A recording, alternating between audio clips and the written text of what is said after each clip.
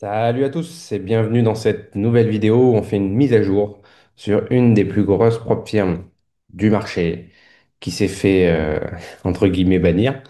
On appelle MyForexFond, MyForexFond et que vous connaissez très bien.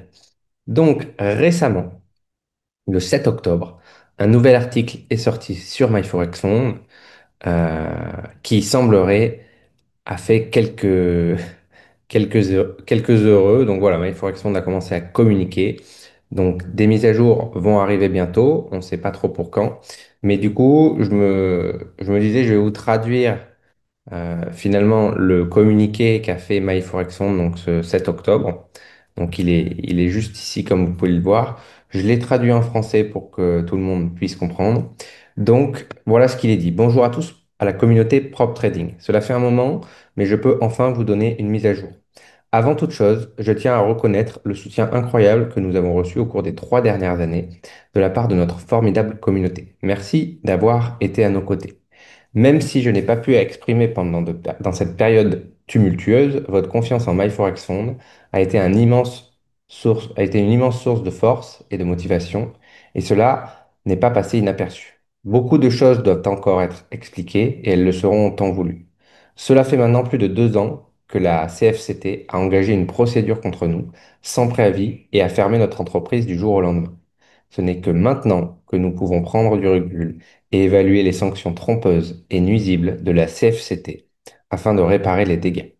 MyForexFund jouissait d'une excellente réputation, était la propre firme la mieux notée sur Trustpilot, gérait le plus grand Discord de traders satisfaits et était un leader dans le monde du prop trading. En un instant, tout nous a été retiré. Nous avons été coupés de nos comptes sans possibilité de nous défendre sur la base d'accusations graves et infondées. Comme l'a déclaré la commissaire femme de la CFTC, cette dernière a agi selon la logique du Ready Shot Aim, ça veut dire tirer avant même de viser. Et en mai 2025, il faut comprendre une chose, c'est qu'un juge fédéral américain a statué en notre faveur. Il a rejeté l'affaire de la CFTC, condamné la CFTC pour ses mensonges dans les dépôts de dossiers et attribué à MyForexFund le remboursement de ses frais d'avocat. Le tribunal a conclu que la CFTC avait intentionnellement menti dans le but de fermer notre société. Nous avons toujours affirmé notre innocence face à ces accusations. Et ce jugement représente une véritable réhabilitation pour MyForexFund aux États-Unis. Le mois dernier, la Cour de l'Ontario, au Canada, a également rendu une décision favorable. Elle a réduit considérablement la portée du séquestre judiciaire et ordonné que la majorité des fonds et actifs de l'entreprise soient restitués à MyForexFund. Le processus de récupération de nos actifs est en cours.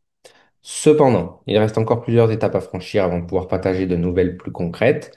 Nous ne pouvons pas encore annoncer de plan précis pour l'avenir, mais nous vous demandons de faire preuve de patience et nous nous engageons à communiquer au fur et à mesure de l'avancement du dossier. En attendant, beaucoup de fausses informations circulent sur les réseaux, notamment via certains influenceurs.